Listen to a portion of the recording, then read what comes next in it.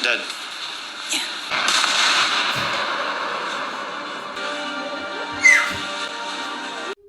Nagpasalamat si Andres kila JB at Max dahil sa mga tulong nila sa kanya.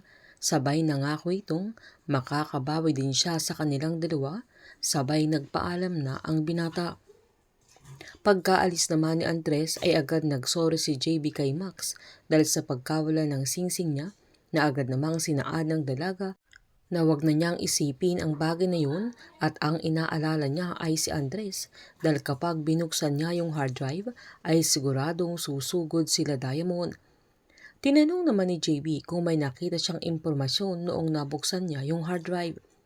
Agad namang kwento ni Max na noong nabuksan niya ay lumabas ang espadang mayapoy na sa isip niya ay baka logo yun ng organisasyon nila kaya naalala ni JB na parang may nakita siyang tattoo sa mismong batok ng kanyang ama. Sunod namang nagpaalam si Miguel kay Greg na agad ding sumunod si Tomas pero nang aalis na ito ay tinanong ni Gab kung okay na siya pero hindi siya sinagot ng binata kaya pabulong niyang sinabi na ang arte-arte ni Tomas na pwede naman na siyang mag-move on pero napaka-OA pa rin nito.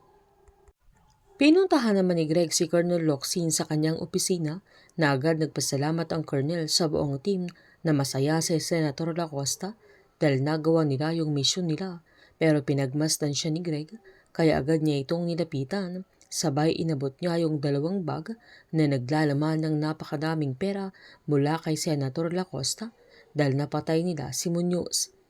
Diretsang tinanong ni Greg kay Colonel Locsin kung papaano niya nalaman na nagkaengkwentro sa hotel at nagkakaputukan at paano niya nalaman na buhay pa si Muñoz noon kaya nagulat si Colonel Locsin lalo na nang tanungin ni Greg kung sino ang nag-report sa kanya. Sinubukang magpalusot ng Colonel pero pinamukha ni Greg na si Muñoz mismo ang nag-report sa kanya dahil si Senator Lacosta ang protektor ni Muñoz at gusto niya itong ipapatay para patahimikin bago pa siya ikanta. Sabay pinamukha niya sa Colonel na kasabwat din siya. Agad naman itong sinumbat na hindi niya alam kung anong pinagsasasabi niya pero sinabihan ni Greg na wag na silang maglokohan kaya matapang na sinabihan ni Colonel Locsin na dahan-dahan siya sa pananalita niya pero matapang na nilapitan ni Greg at sinabihan niyang wag na siyang hihingi ng tulong sa kanya. Sabay kinuha niya yung bag na may lamang pera at umalis na ito at hindi maayos ang paghihiwalay nila ng Colonel.